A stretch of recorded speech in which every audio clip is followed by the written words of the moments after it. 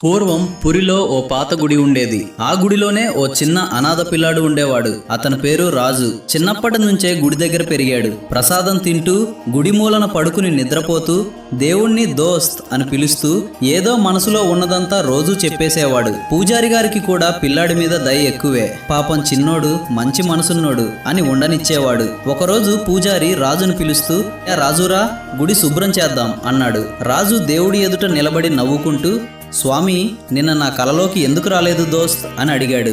కొద్ది రోజుల తర్వాత ఓ అమ్మాయి ఏడుస్తూ గుడిలోకి వచ్చింది. దేవుడి ముందు వాలి, స్వామి, నా బాబుకి పరిస్థితి బాగోలేదు, సర్జరీ చేయకపోతే ఏమవుతాడో నీకే తెలుసు, నువ్వే కాపాడాలి స్వామి అంటూ ఏడుస్తోంది.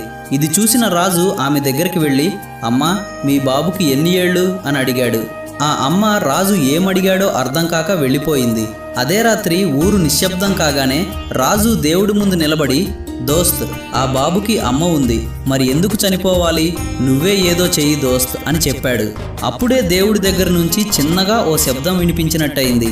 రాజు, నా బంగారు మాలను తీసుకెళ్ళి ఆ పిల్లాడిని కాపాడు. అంతే.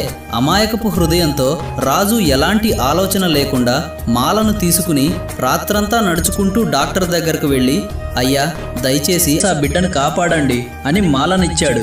డాక్టర్ ఆశ్చర్యపోయినా అదే మాలతో వెంటనే సర్జరీ చేసి పిల్లాడి ప్రాణం కాపాడాడు. మరునాడు ఉదయం గుడిలో పెద్ద హంగామా.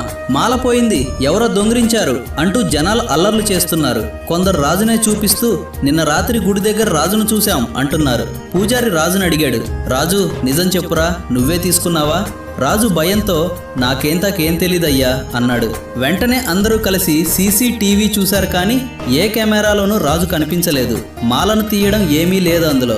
ఇదంతా జరుగుతుండగా ఆ అమ్మాయి తన బాబుని ఎత్తుకొని ఆనందంగా గుడిలోకి వచ్చి, స్వామి, నిన్న రాత్రే కోరాను, వెంటనే నా బిడ్డను కాపాడావు దేవుడా అని కృతజ్ఞతతో చెప్పింది. పూజారి అడిగాడు, అమ్మా, సర్జరీకి డబ్బెలా వచ్చాయి? అది విని ఆ అమ్మ అంది, నిన్న రాత్రే ఎవరో డాక్టర్ దగ్గరికి వెళ్ళి బంగారు మాలను ఇచ్చారట, అదే మాలతో నా బాబు కాపాడాడు. జనాలు మళ్ళీ రాజు వైపు తిరిగి పూజారి అడిగాడు, రాజు, నిజం ఏదో చెప్పురా. రాజు జేబులోని చిన్న కాగితం తీసి ఇచ్చాడు. అందులో ఇలా రాసుంది, మాల స్వామి దగ్గరే ఉంది, అక్కడే చూడండి. పూజారి పరిగెత్తి దేవుడి దగ్గరికి వెళ్ళి చూసేసరికి మాల అదే చోట మెరిసిపోతూ ఉంది. అప్పుడే అందరికీ అర్థమైంది, ఇది రాజు పని కాదు, ఇది దేవుడి లీల. ఆ రోజు నుంచి రాజుని అందరూ మరింత గౌరవంగా చూశారు.